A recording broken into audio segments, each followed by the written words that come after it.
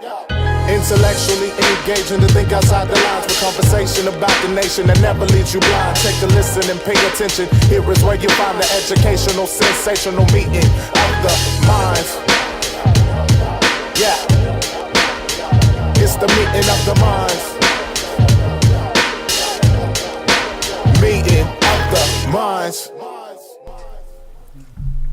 Welcome to Meeting of the Minds. I am Selah V, and I am here with a group of magnificent human beings. I'm actually very excited about this conversation. I've probably had this conversation in my mind many times before we've actually been sitting here. So I'd like to welcome longtime Meeting of the Minders, Felicia Ford. She's been with us for a mighty long time before we moved to television.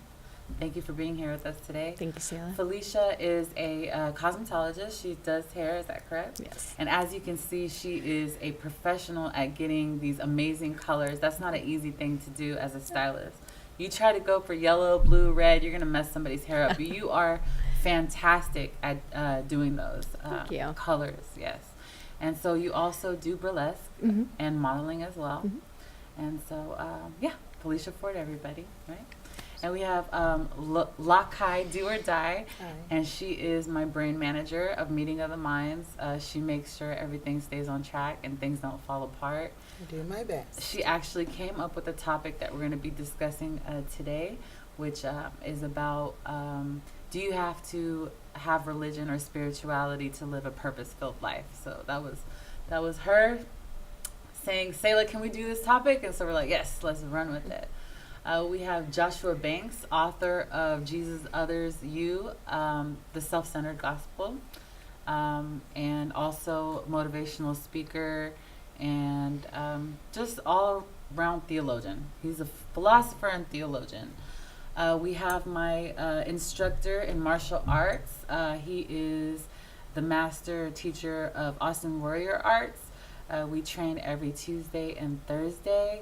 And Damon, you are not only focusing on African martial arts, but you are recreating some of the ancient techniques that have been done in the past. Is that correct? Yeah, we reconstruct African and Middle Eastern martial arts. And so there's like some historic value as well and digging deep and uncovering some of the martial arts, because you always hear about Asian martial arts and you hear about all these different martial arts, but never, some people are surprised, at African martial arts, but there is a wealth there, and you're uncovering it and examining it and utilizing it. So Damon Stith, everybody. So okay, I am so excited about this conversation. One, because since we moved to TV, I haven't really gotten to see Felicia, and she's back in the mix with us. But also because in martial arts class, we do a lot of sword fighting, and I have these two men here that are from two different philosophies of life that I respect deeply. And so in one arena, we have this physical realm that I do sword play in and physical conversations of reality. And then over here, I feel like I have this theological, philosophical Christianity, what is wrong with all the religiousness in the world sparring going on. And so they come from two different completely theologies, but I respect their thought process so much. And these two worlds colliding is absolutely fascinating for me as well. And so, I just can't wait to see the shape that will take form with the minds that I know that are present. Felicia, I know your thoughts on things and your input and how it's going to play out. So this conversation to me is going to be exciting, to say the least. So let's get started. Do you need religion or spirituality to live a purpose-filled life? I'm looking for either yes or no, or even a one sentence at first, going around starting with Kai. This has actually been a question that has played over and over again in my mind probably over the last 10 years. I was raised missionary Southern Baptist. So in my life, especially right now, my parents, as they have gotten older, have become extremely religious. And with their retirement, they have thrown themselves into several missions at church, and also reclaiming and saving the souls of myself, my brother, and my daughters. On the other hand, as I have grown, as I have explored life, as I have spent time with people of many different religious philosophies and those who have spiritual practices that cannot be contained within one religion, it has led me to this place where I feel I can no longer subscribe to the way that I was raised, because it seems so confined, so restrictive, so exclusive, in many ways hateful.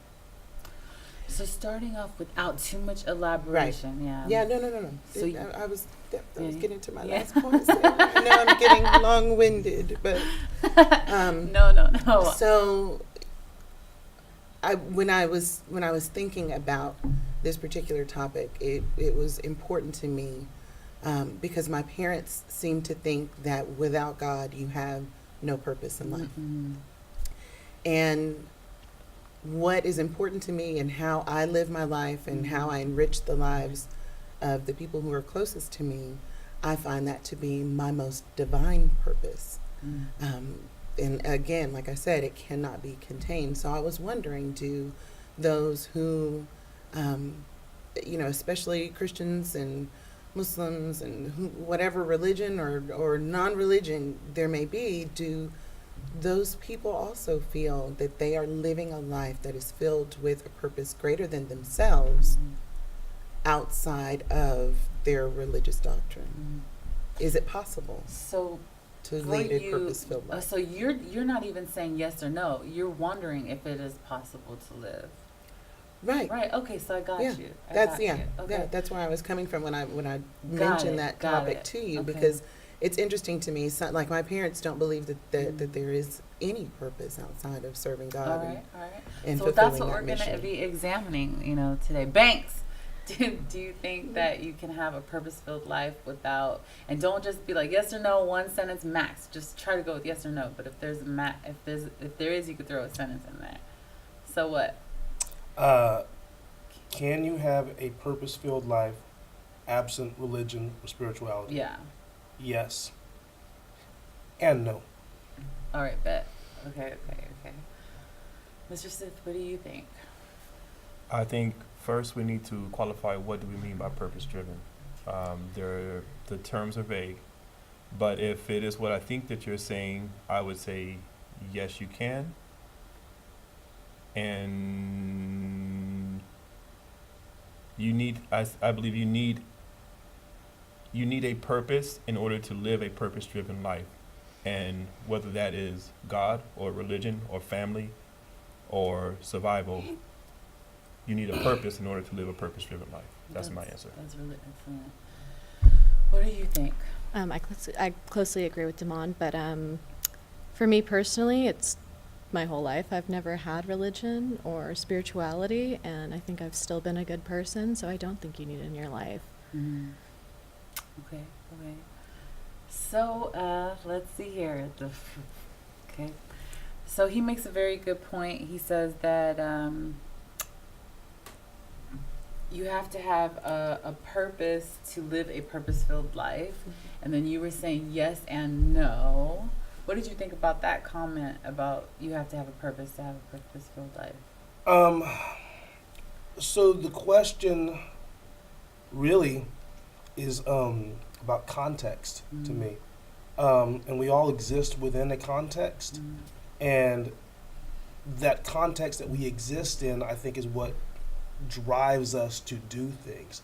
So that's why I say yes and no. So I agreed with what he said, because to label that context, right, to define that context as specifically religion or spirituality, I think is a bit short-sighted, because in seasons of our lives, there are different things that motivate us. So in one season, it could be, I want to finish school, just I want to get this off my back, and that becomes your motivating factor. In another season, it could be, let's say you're a new parent or whatever, and so you want to do some things because of your children. Or you could be at the end of your life which we see very commonly, and people start gravitating towards a religious belief or philosophy because you're at that point where you're getting ready to cross over that line. You don't know what's on the other side. So I think that, again, the context is what's the driving factor behind the purpose, because, and I'm talking too much, but I'll stop. But I think if we're all honest, our purposes in life change. Like, we might say it's one thing, and there may be an overarching purpose. My purpose is to love people. Okay. But specifically, they're seasonal. And so in one season, my purpose can be to be a friend. The next season, it's to be a leader. And so, do you need religion to do that, or spirituality to do that? Not. Again, that could be a broader context, but specifically speaking, it's just there are different motivating factors for us. So, my perspective to the equation is yes and no as well. I think like there's two underlying things that can happen. No matter what, you can be used for an ultimate purpose, even if you were not walking in your purpose. So, like, nose hairs have purpose. Every single thing under the sun has a purpose and will be utilized. And I don't think nothing will be wasted. Anything will be wasted. So on that, we have that purpose. Even if you were not walking in your purpose, you would be purposed, if that makes sense. So I have that. But then I also think that you might think that your purpose is being a singer, and maybe that was not what you were purposed for at all. And that's what I think makes humans a little bit different, actually, than anything else. That, like, animals have no they're not self-conscious. If they're butt naked running around, they're not like, oh, you caught me, using the restroom. They're not, they don't have that self-consciousness, right? And so they walk in their purpose. But we as humans have the capacity to disrupt nature. If you leave nature to itself, it always will balance itself. We are the only ones that have this capacity to throw a brick in it and to walk outside of our purpose to such a degree. And so for me, spirituality, more so than religion, gives us a compass of what our purpose is, more so than spirituality. Like I said, this internal compass gives us a capacity to find out what our purpose is and to reach that potential. Felicia, what do you think about that? What do I think? Well, I guess it goes back to I think religion can be enriching for your life. I don't think that it's necessarily a drive for purpose, but well, geez. Put you kind of on the yeah, spot. I know. Yeah, but that's a great thought in itself. Can I yeah, add please. something, though, because you said something that really touched me, and it brought to mind one of the conversations I had with a friend a childhood friend whose parents were atheists. They didn't celebrate holidays. They didn't go to church. And, being friends with my parents, it was always just this, I don't want to say a line of contention between them, but they didn't quite know how to reach that full level of connection. Right. They couldn't really connect.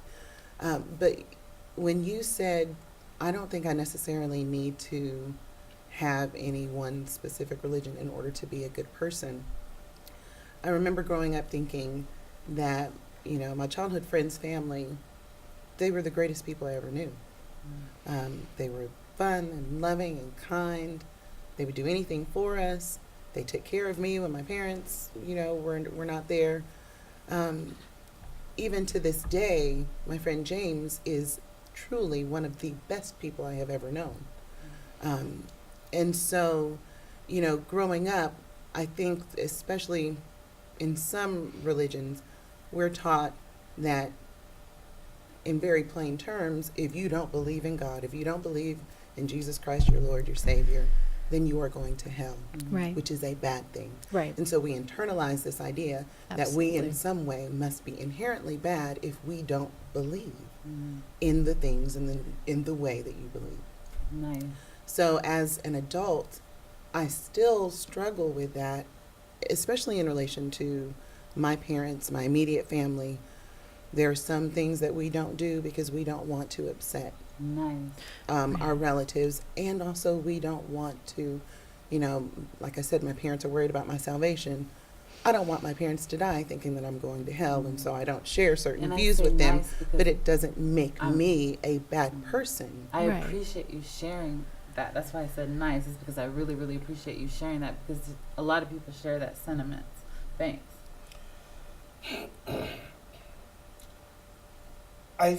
I'm curious because I hear this conversation a lot where people talk about, I'm a good person, and I don't deny that. My question is what defines that? Like, because I perceive goodness in one way, you may perceive goodness in another way. Absolutely, and that's the thing And- about being human, is we're all going to have different perspectives and how it comes together. I guess from a generalized sense, you could Mhm. look at it as, have I killed anyone? Am I harming another person? Mostly to me, it's, are you causing physical or emotional harm to another person? So put a bookmark in that, because we're going to go right there next. Okay. You finish that thought out. No, and I appreciate her point, because what happens is our philosophies dictate our morality. Absolutely. And so if I come from a context that says, you've got yellow hair, so we kill people with yellow hair because God doesn't like people with yellow hair, the best thing I can do as a good person from that context is to kill people with yellow hair. Right. And so our philosophies can be very debilitating sometimes, and they can be very encouraging and strengthening at other times. And so we find ourselves in this dance where we're trying to really discover who we are as individuals, but do that within a broader context, kind of like what you were talking about, where you do or don't do certain things because, well, we don't want to upset this side of the family, but then when we're not with them, we can come over here and do this, and so there has to be, for myself, I'm trying to find that place of an authenticity that says, how can I be consistent? And that's very difficult to do, because again, we all come from so many different places and backgrounds and perspectives, and we don't want to upset the Right. norm. But then you have those that are, like you said, that are disruptors. We do have that ability to disrupt, and you have some people that hang their hat on their ability to disrupt. So I think that there are some terms that kind of need to be more concretely defined, because if they're not, then if everything is open to interpretation, that's my issue with our Subjective. postmodern culture, where everything is subjective. That sounds really good when it doesn't involve big issues. Well, think You about know? it this way. Each word that I say to you, you can take in a totally different way that Right. everyone else is going to take. And so the same thing with going into any sort of interaction with a person that you think that an issue might arise. Right. You're treading on territory that's, I guess, unmapped all the time. And so it's really up to you to feel in your heart, what do you think is going to be the best situation? What's going to be the best outcome? How can I persuade people to get in line with me and understand my feelings and be on my page while still respecting their boundaries? And that's the hardest part about it. Hold on before you, Damon, I see you wanting to jump in. Kind of. I'm not sure if what I will say will add to what has already been said. But I think that Mr. Banks hit on an important point, is that we're all coming from our own perspectives. And we have to understand that our laws, our morality, our philosophies are based on this. So for me, it's like the norm is subjective. There are some basic truths as humans that we probably came upon before we had developed civilizations and societies, certain rules that are probably as old as us that we still follow, or most of us follow, but not everyone. And so when I'm coming from, say, my background, I was raised in the tradition of Judaism, and I was practicing Islam.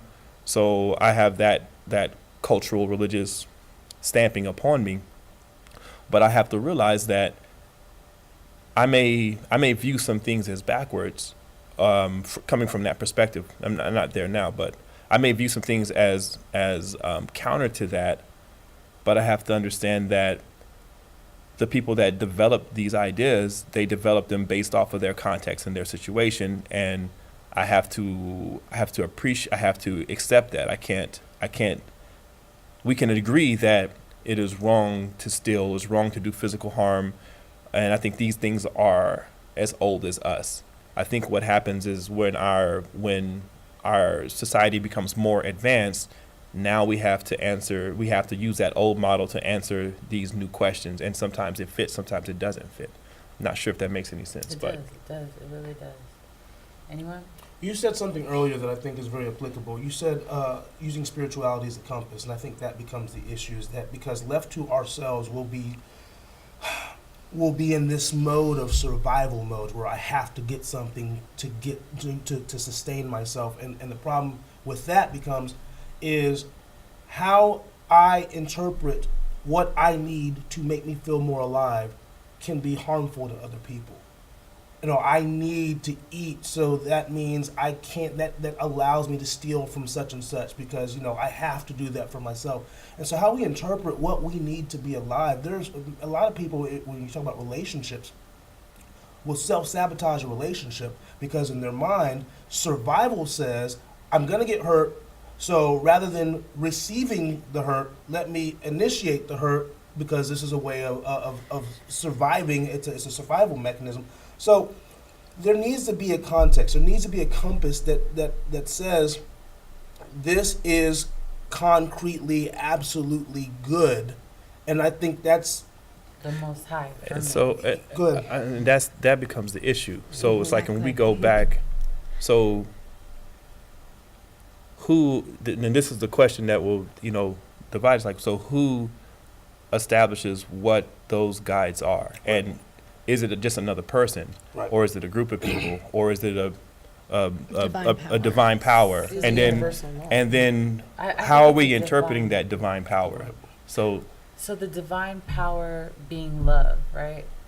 God is love. That becomes the standard. So anything that is not that then becomes... So without a standard, you have no up or down, that you're moving this way or you're moving this way. And so with the... Go ahead, Kai. I see you wanting to say something. But it could, Felicia, I just adore you.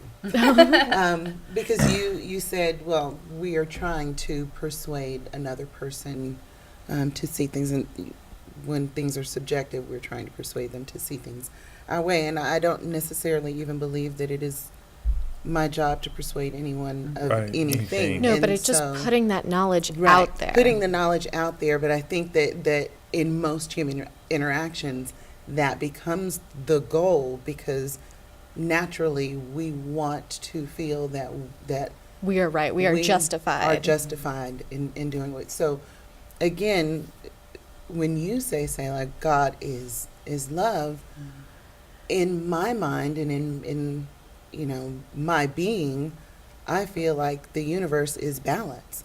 And so just as there is so much love, there is Hate. the antithesis, Mhm. hate. And so in my world, I feel like the most important thing is to bring balance to all situations. That is where you find fairness or justice or whatever other terminologies you want to use as far as our social world is made up of those things that we would hope to be fair in how things are equally distributed amongst those on this earth. We would hope that universal law would say that all things should be divinely dispersed. I'm going to counter one thing that you said and then bring it back to the original thing about how you were saying about how about hell and things like that. I want to take it back over there. But there's this, like for me, for example, I always speak from my own perspective because Right. it's the best route to go. You can't speak for anybody else.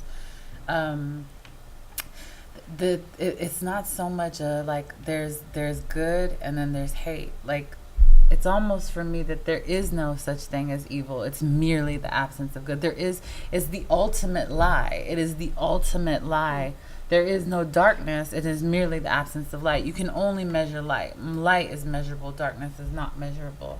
um, warmth is measurable, cold is not measurable. So it is the giving and the retracting of that makes the other thing. So it's almost like one is not even really existent. It is merely the adding and the subtracting of the other. So it becomes like this ultimate lie. So then for me, one is more superior, because like if I light a candle, no matter how much darkness you fill into the room, it will never overpower the light, ever, no matter how much darkness you put in there. And so that's that perspective for me. But I know a lot of people fall in line with your perspective of yin and yang and that balance. But that's the flip side of a whole nother perspective. And yes, I feel like somebody wants to comment on that, and I don't want to move on until you do. I think that there is a certain equilibrium that the universe and nature tries to establish. When we lose a species, or when a species loses its environment, there is an adjustment that has to be made. So I think I feel what you're saying as far as like there is no opposite to light and love. It's just the absence of it. I just think that as this living organism, this universe that we're in, it has to try to balance when something is lost or something is kind of out of whack, and that could be an issue. Is that I feel finding balance, like finding justice through balance, as being like a maybe a universal principle that all societies may try and strive for, is finding balance. So that's all I want to have. Beautiful.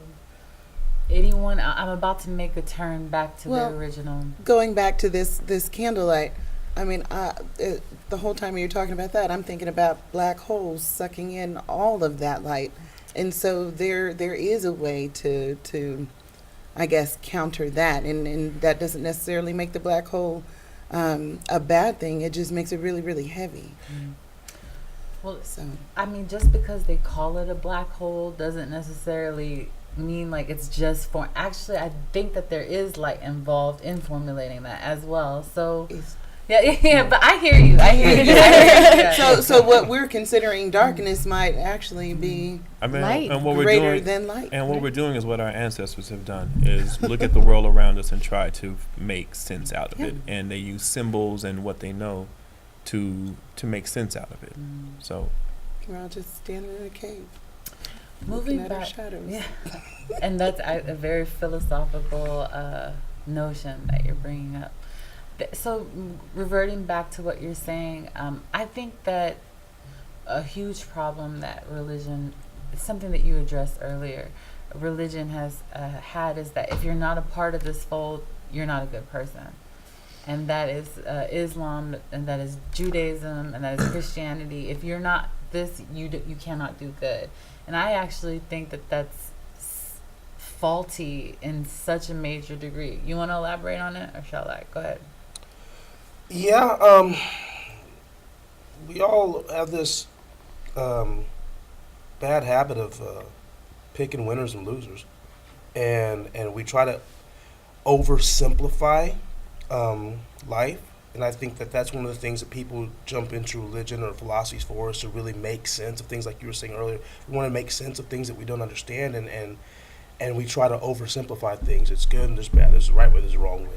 And the reality is, if we were to be honest, most of us don't necessarily live in a black and white world. Most of us live in a lot of gray. Yeah. And we're all at varying degrees of gray. Not one person is all bad, not all person is one good, not all person has all truth. We have varying degrees of stuff. And so the arrogance of religion has been to definitively give answers for things that they didn't have definitive answers for. Having said all that, there is more to our existence than what we can readily see. You know, you start studying quantum physics and they talk about that there's as many as, 10 dimensions. We had just only experienced 4 dimensions.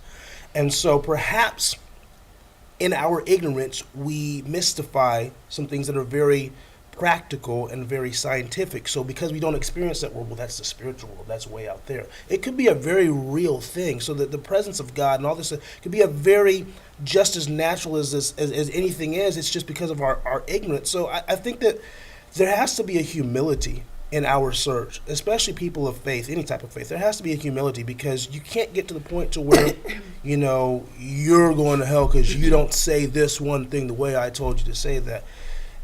We're progressive, we're growing, and if your faith is not progressive and growing, then you're stagnant. And if you're holding on to stagnant things, you can't have life in an environment that doesn't move.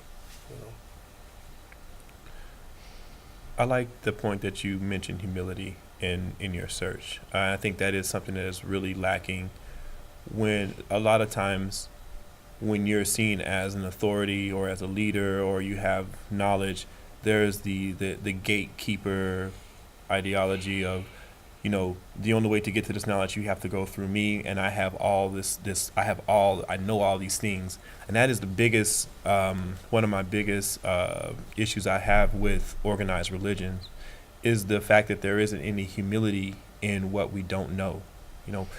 I feel that we can walk our path and we can walk it honestly and humbly, but it's hard to sit at the table if you feel that if you have absolute knowledge of what happens beyond this point and you really don't, and it really cripples your message and your who you are presenting yourself as. So I definitely am on point with you. Like, humility is an important part of knowing, like, we're just now learning more about what is going on around us, and there could be all kinds of stuff out there we don't know, but let's be humble, let's work hard, let's search together. I was waiting for somebody else. I want to jump out. So the difference between my brand of Christianity and most people's brand of Christianity is that there's a age-old saying that religion is the crutch of the weak, or the poor. Because what happens is the poor people see a world where things aren't just, and so they need this Divine idea. entity, Yeah, yeah. something's going to come and make things right in the end. Even if I don't see it here, some way in the end we're going to win out. And so people have this philosophy to really kind of satisfy their hurts and their worries in the moment. And where I veer away from that is that I don't feel like a relationship with God was designed to necessarily give you all the answers to everything. And I think that's the problem that people have. They need to know, they want to know what's going to happen when we die, what's going to happen with this, what's going to happen. It's a control factor that we have. Like, as people, sometimes we're so addicted to control. And so we create philosophies that will give us control. We create ideologies that give us control. And I think your relationship with God is more about not having the need for control. Jesus tells a story about how how your heavenly Father, he clothes the birds and he clothes the lilies of the field and all that stuff, and he says, how much more will your heavenly Father not take care of you? And so he comes at that story, he comes back and he says, so don't worry. And the idea was, if you feel like you have to have control over everything, you don't live the kind of life that really allows you to appreciate what life is all about. And so I think the relationship with God thing is more about, I don't have to know all the answers. I don't have to be in control of everything, because whatever I can't deal with, you can take care of it. My job is to experience life for all that it's designed to be experienced for. And see, I think that's that I agree with you. And I think that where we're at now is probably more of a luxury of our times now. So when you mentioned control and you mentioned like the hopes of the poor and the hopes of the broken, it's like, religion has been used quite frequently to control the poor, to pacify the poor, I'm just thinking about, my own history as a person of African descent in the United States. Christianity was used in a sense, for good and for bad, as a way to help nurse slaves through the mental, emotional, spiritual rigors of slavery. And I think that now we're at a point where we can start, taking off those chains and start having a more intimate, close relationship with the divine or with the universe or whatever the case may be. And I think that in the past, religion was a way to, for us to control and keep society going in a certain direction. And I don't think that personal relationship was emphasized as much, and that's probably why Yeshua was speaking of these things to people, because it was a very community-based. We do this, and this is why we have to do this. If we don't do this, then our God is not going to be as strong as our neighbor's God, and they're going to be able to take us and take all of us away. And so, I think now we're at a point where we can, unpack all that stuff and move forward.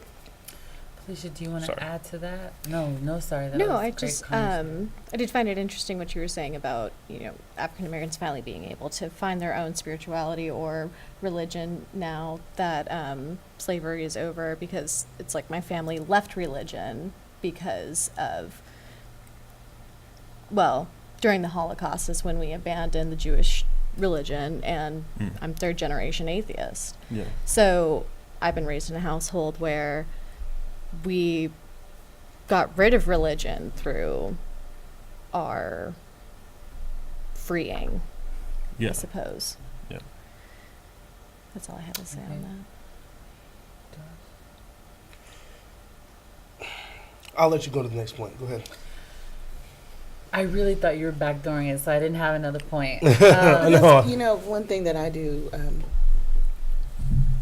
and I really appreciate the way that you have expressed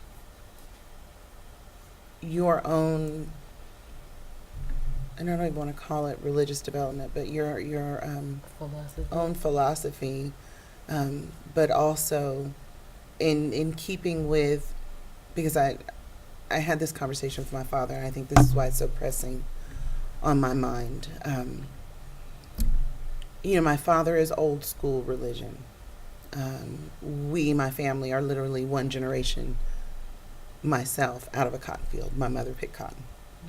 So it is, for them, religion was a way for them to see a world, a greater beyond today, a greater beyond our suffering, a greater beyond all of the pain. And so they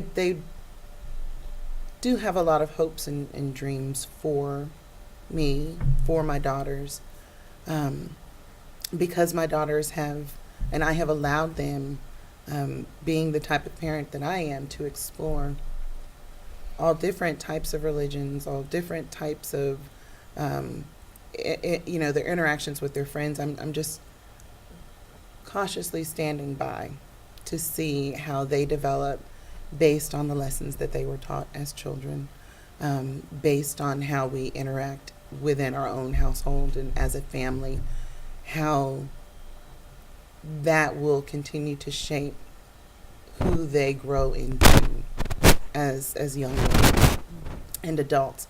And a recent conversation I had with my father, I was having a lot of car trouble over the last week, and jokingly said, "Dad, I'm going to need you to pray for me because it's time for me to start looking for a new car." Knowing that, of course, my parents will always pray for me, but it really struck a chord with him. And he said, "I hope others are praying for you too." Behind my back, my parents have told my daughters, because I no longer go to church, that I am a heathen. That in some way, my unwillingness to bring them to church has caused this rift.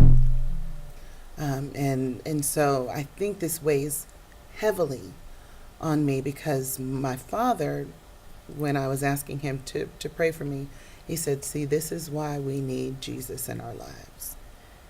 As if Jesus is some kind of miracle worker that is just going to come down and drop cars in my driveway. Prayer for me has never been about asking for material things. It has never been about asking for money to increase in my bank account for my good only. So, I'm conflicted, because, on one hand, I know that what he wants for me is the best in life, or whatever the best life has to offer. And, that's subjective as well. But at the same time, I never wanted my daughters to think that Yeah, that's God another was piece. some magician this in the isn't- sky. This Well, isn't first just a of all, philosophical yeah. question for you, Mhm. but it's a question of Mhm. whether you are good or bad in your And- own parents' eyes. Right. And you're not. You're Okay. so good. But let me that's just not say even first of necessarily a all- question, Right. for Right. me, but for my parents, like, Well, I that. just want to yeah. say, first of all, Jesus is a miracle worker. No, I'm Well, just I wait, understand. wait, I wait. understand I'm that, just and I teasing you. don't disagree But I want with to address you. your feelings because this is a huge problem. Like, this is the problem, Mhm. surrounding religion. And I think Damon even mentioned, I think Jesus, that's why Jesus came and was like, you put these heavy burdens on the people and you yourself can't even uphold the things that you're putting on people. And he was constantly trying to break them out of Mhm. that religiousness, Right. trying to constantly break that dynamic. And it breaks my heart that people do that. And we're going to tie everything that we're touching on. I'm letting the conversation go organically in all these different directions because I know they're going to tie together in a nice, beautiful bow. They're very much connected. People might say, how is this, even related? They're very, very, very much related. But to address it, and I want you to help me so I'm not just monologuing, is that I think the gospel that has been presented in Western society and European society is what is causing that type of thing. It's almost, first of all, like it's that unless you are what they deem saved, then there's no way you can be doing good, which is absolutely flawed. If you Or worse save, yet, they'll say like bad things happen to you because you don't believe. but so that's even more terrible because Yeah. if you're a Christian, what did Jesus do to catch a beat down? Well, he didn't yell that you were going Right, to hell. okay, That's so- for sure. So these things are so damaging and hurtful, and hopefully even through these conversations people could be like, dang, but Josh, you helped me out. Address why it is that people have this if you're not okay, you already said it before, you addressed it. It's like almost the same question, but I want to pose it just a little bit different because I'm trying to steer your answer kind of, because I know you're what is it that makes them so the urgency that you got to come to this way of thinking because if not you're doomed. It's kind of the same question as Mhm. earlier, but there's something else I'm looking for there actually. It's okay. So there's two motivating factors. Number one, from the top down, it's control. Yeah, we Top said needs that. the Mhm. top needs to know that the people are going to do what they tell them to do. They're going to act right, and so the best way to control a group of people is through force. But that's not practical. You don't always have enough soldiers to go and make everybody do what you tell them to do. So what do? You threaten them with something that they can't see. So there's something bigger than me. So there is that aspect of it. But even deeper than that, I think on a personal level, fear is such a motivator. People are afraid of what they don't know. They're afraid of what they don't understand. You said that. And there's this whole cause and effect thing. There's got to be a reason why this happened. There's got to be a reason why my bills aren't paid or whatever. Oh, because you made God mad. And when you think of the history of religion, the sun was your best friend when you needed crops to grow. You needed the sun, so you did things to make the sun come out.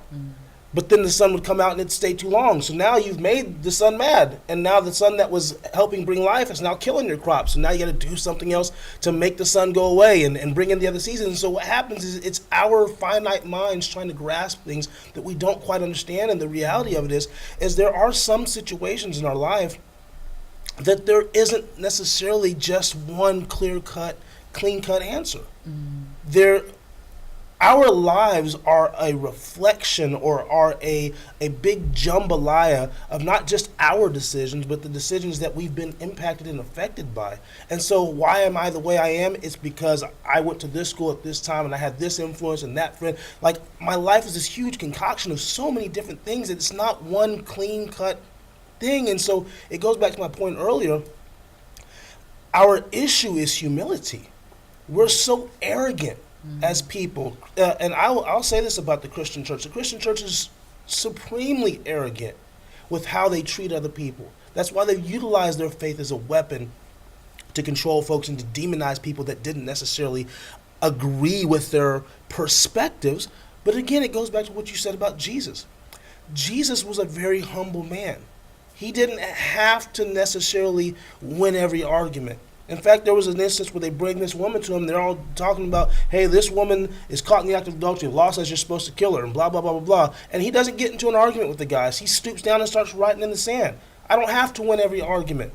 And then not only that, he gets up and says, all right, fine then. This is the standard you want to set. Let he who's without sin cast the first stone.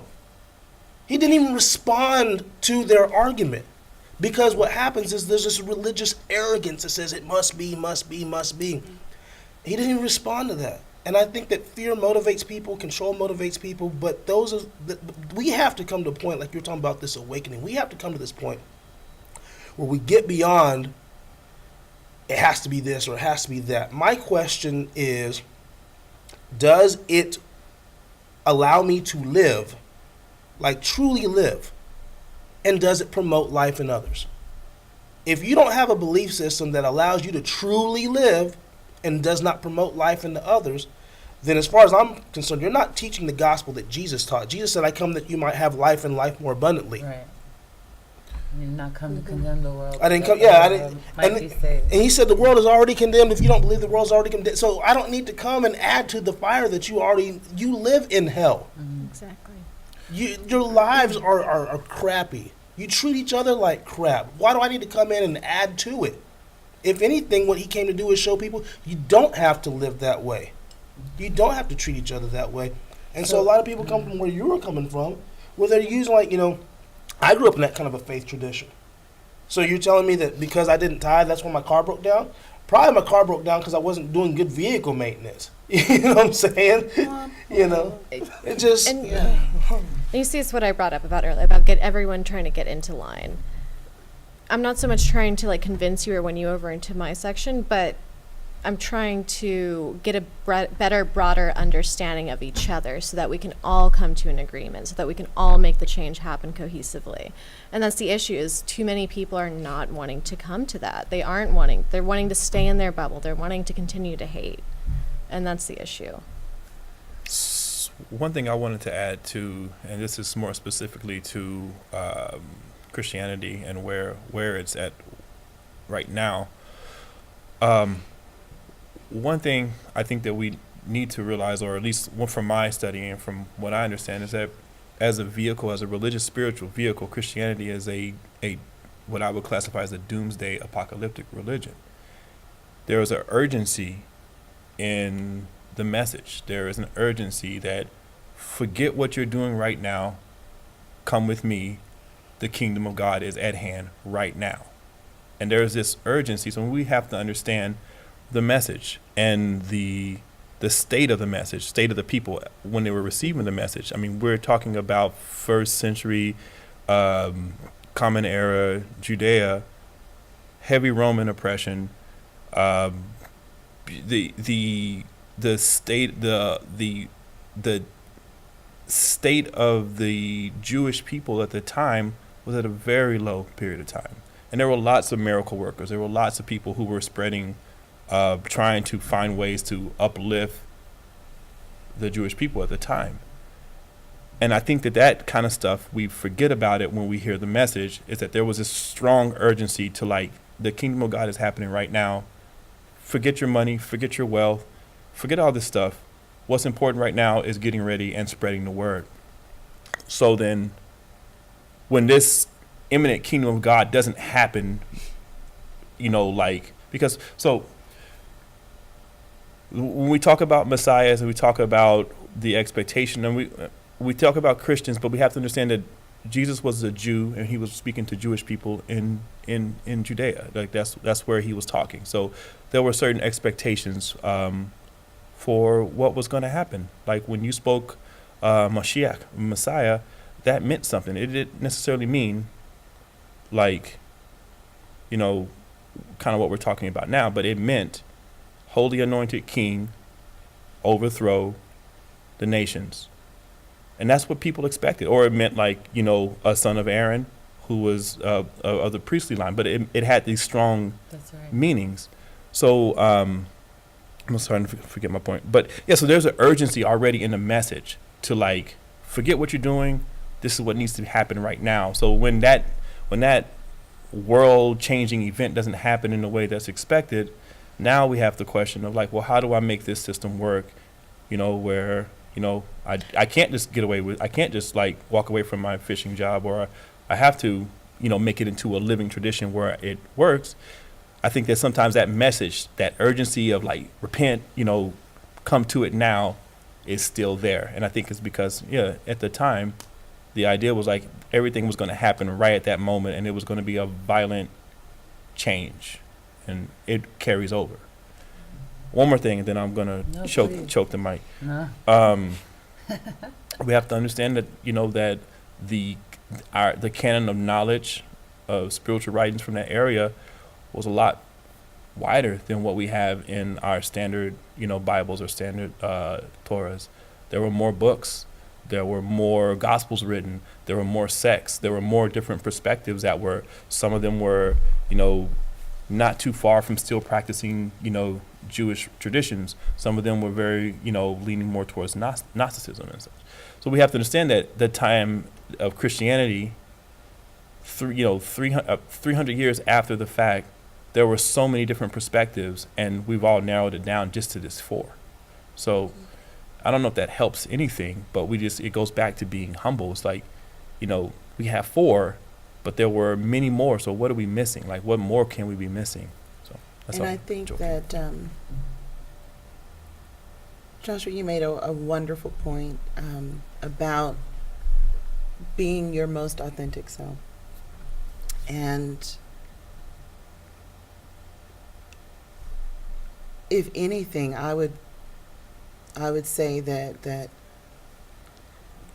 one of the traits or attributes or the things that I've been told make me a good friend, a good sister, a good lover, a good mother, is that I allow people to be their authentic self with me. Very little judgment. There are some things I will judge, but that's typically clothing choices or food. But for the most part, I think that is probably one of the greatest gifts that you can give to another person, is to allow them to live their lives in such a way that they are seeking and fulfilling their most authentic self and mission in life. So I'm grateful that you brought that up, because it was a beautiful reminder of what is most important, at least to me, and in seeking religion or in seeking some type of spiritual enlightenment, that just is a driving force. Because, ultimately, what are you trying to do when you're going into religion? You're looking for that acceptance. You're looking for that companionship. Typically, correct me if I'm wrong, I see. Different people do different things for different reasons. Right.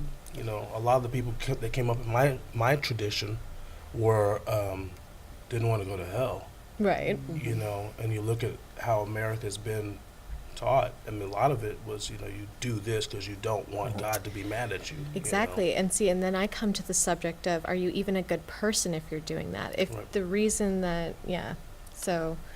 I want to go back to something that Damon had brought up about, having all this knowledge that, is out there that might not be in the canon, and it has been canonized. And also, furthermore, we are finding out that,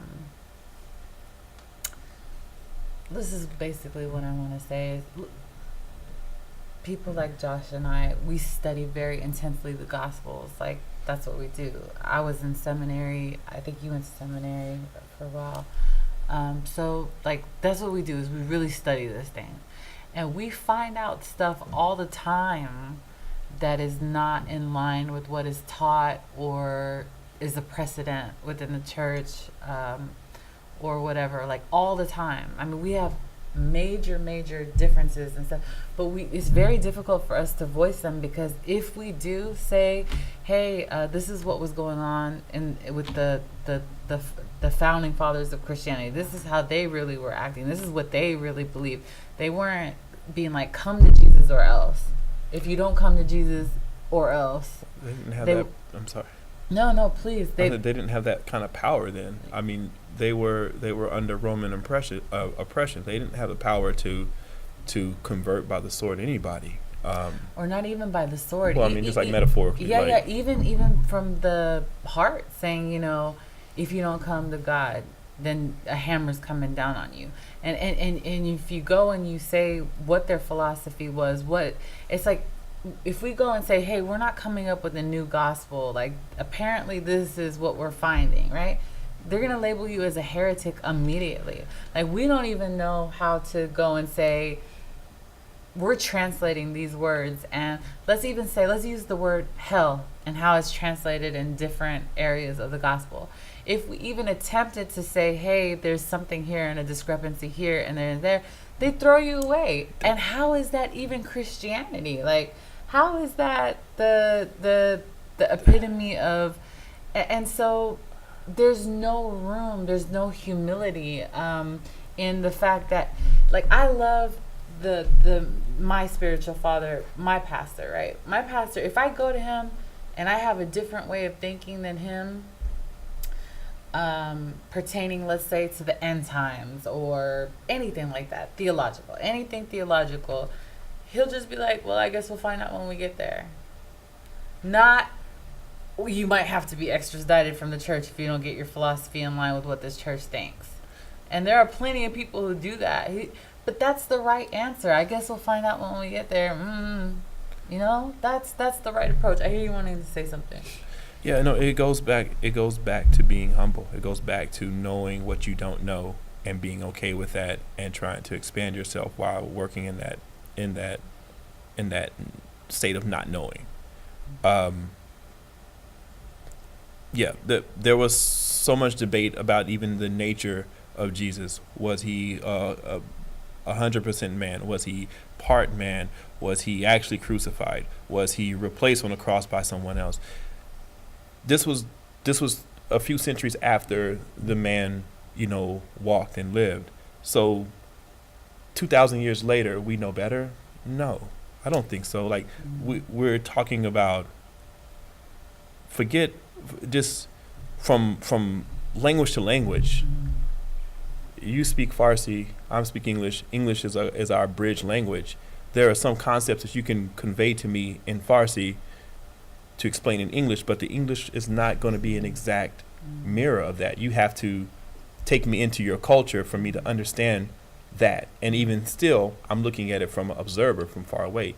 Take that concept and do that across 5-6 different languages that are not related to each other across centuries of time. We can't be anything but humble. We can't say, okay, well, maybe when they used the word virgin, there wasn't actually the term virgin. Maybe it meant something else. Yeah. Maybe and if we haven't read that, if we haven't opened ourselves up to that, and this goes for any religion, this goes for anybody in power or has that belief that they have all the knowledge, is, we have to be humble. We have to realize that there's more that can always learn. Always. But there is also this flip side of things, is that some people come to a knowledge about religion and things by way of reading and studying, right? Yeah. But I actually don't believe in that. I believe in basically what I'm trying to say is, I'm a believer. I believe in Christ. And I didn't come by way of book knowledge. So I had a spiritual experience that to me was explaining blood and DNA and what it is to sin and what this means and what that. And I had a spiritual encounter. So that's what that happens for me. So going back to you, is that what you're saying is that, I'm still interpreting these spiritual encounters for sure. There are some things that once I've experienced, I'm almost unmovable on but then there's always a deeper revelation of some of those things. But also, so what I'm trying to say is that sometimes people come to a faith not by head knowledge, because for me, head knowledge was Islam is, what we subscribe to. But then a spiritual encounter made me force crying and kicking and screaming. I was so embarrassed. Like, Christianity is not something that I wanted to subscribe to, I believe. So this is the thing. For me, Christianity is, Jesus says, who do you say that I am? And everybody gave a different answer. One was like, you're a prophet. One was like, really wrong, like, you're John the Baptist. But the one that said that he was Messiah, he says, blessed are you, Peter, that no man has revealed this to you but my Father in heaven. So then I'm like, dude, if that's not what God hasn't shown you, I don't even expect for you to believe.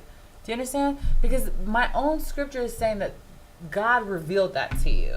Not Selah came and told Damon or Josh, but God revealed that to you.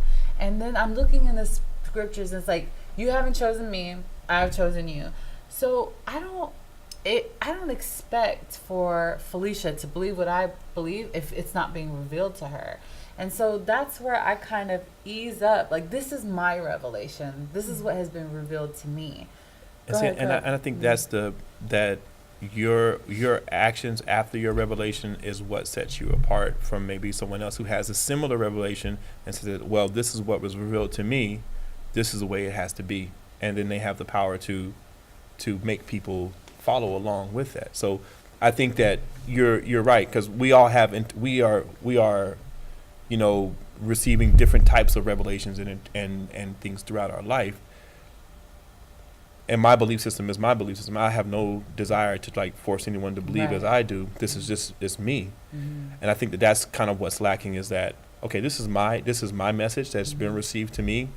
And if somebody wants, I'll share it with people. And if people want to, get with it, it's cool. But if not, I'm fine. I think it's it's your actions that's making it different, if that makes sense. Yes, very much so. Yeah. I hear you chiming in spirit. Well, revelation needs context, because just because I see something doesn't necessarily give me permission to act on it. You eat the wrong foods one time, you have the wrong emotion, you'll have this crazy dream about, I was, bashing this guy's head against the door. And so, okay, I have this revelation, I got to do that. I'm sorry, it's not that revelation is context as much as our actions, as we said earlier, need context. There's a thing that keeps me from doing certain things, even if I feel a certain way. Because you see how many people have these visions of stuff, and they go out and they kill 1,000 people or whatever, and they feel like they're doing God's service by doing that. So there needs to be some type of a context that governs our actions. So when that kind of goes back to the original topic, do you need a religion or spirituality to have a purpose-driven life? Not necessarily a purpose-driven life, but there is a structure that can be added to your life when you are subjected to something bigger than your own imaginations. Because if my mind is the final say-so in everything that happens in this world, then everybody is victim to whatever whims I do or don't have. There has to be a standard. There has to be something bigger than just what I can come up with in that moment. And see, and I think that I feel you, but I think that it comes back to the same problem, is that where am I getting access to that larger thing, and how truthfully am I interpreting it? It's probably going to be the question that plagues us. Is you're right. Like if I leave it up to me, do whatever I want to do, then I become the God. Right. Then the issue is like, well, what's my access to this, whatever it is, and then can I trust it? We got 5 minutes. Well, I'm gonna speak. So I'm gonna speak personally real quick, and I'm gonna sell my brand real quick.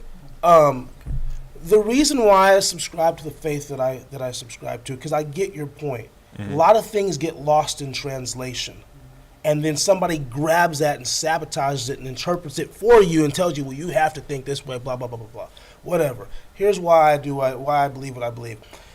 In there are creation myths all over the world, creation traditions all over the world, and 9 out of 10 times, the creation myths that exist in the world talk about how order comes from a place of chaos. Right. If you study the ancient religions, the Greeks, the Romans, the Sumerians, the Babylonians, they all have these stories about how order was a result of chaos. Someone was fighting, and out of this fighting came something else. Right. The Bible tradition is the only story where creation is a result of desire. God doesn't create because he's fighting against somebody else. He creates because he wants to. And not only does he create because he wants to, but he also partners with the things that he creates to make something else. So God says to the ocean, let's make fish. He says to man, let's do this. And so as a philosophy, I find that the most productive parts in my life are when I partner with the people that are with me to create something. And as a society, we're most productive when we partner with those around ourselves to create something from a place of desire, not from a place of chaos. Because if we're always fighting, if we're always creating because of chaos, it's almost like we don't want things to go wrong. What happens when we come together and say we want something to go right? And so that's kind of where I get my backdrop. So yes, things get lost in translation, and I think that the next level of thinking for us as people is going to get, okay, let's strip away a lot of the titles that we put on things and ask ourselves, how can we create from a place of desire, and what is it that we ultimately desire? Well, it's subject to each person's pursuit of happiness, what in the end is going to be what makes you happy, because that's essentially that's why I'm a good person. That's why I'm on this path. That's why I have purpose, is because I'm on my pursuit to happiness. And honestly, I don't even know what that is. But what if But your I'm just happiness moving. intrudes on someone else's happiness? Then if that's if that's the Correct. measuring thing. Absolutely. So, and that's where you come to the hard point. And because some person's version of happiness could be murdering someone. Right, that's why I'm asking. And that's when we have to also come into the universal law, Mm. which is don't harm one another. So if your pursuit of happiness is inflicting on other people's pursuit of happiness, it's a conundrum that you can't really, you have to revert back to universal law in order to rectify that.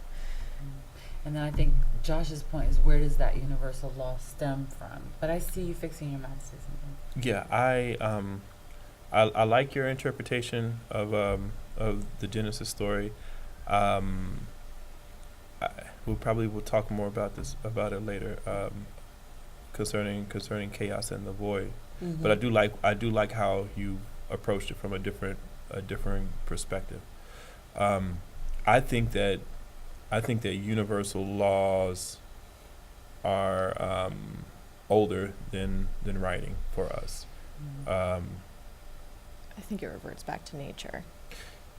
Yeah, I think there's some things that we've learned through trial and error, and it handles the simple stuff. It does not handle some of the more complex situations of like, well, how do I tell if my wife is, being faithful, or this child is my child, or, what do I do when my bull, stabs somebody with their horns? It doesn't solve those kind of problems, but I think that's where we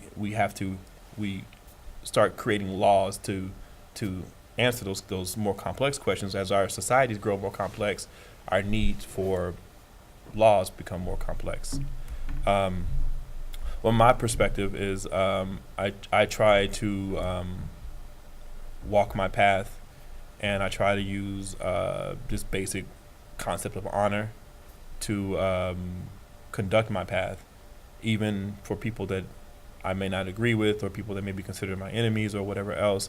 I try to let honor be my way of defining that. And the way I kind of like choose what I consider to be honorable is based off of the actions of people that have come before me, even people that have not been so honorable, even looking at their examples and seeing like, well, okay, this is where they made their mistake, and I'm going to try not to make my mistake that way. And, that's kind of like how I walk. And I wish that for everybody, to walk with honor. It is excruciating for me to wrap this conversation up because it's so rich.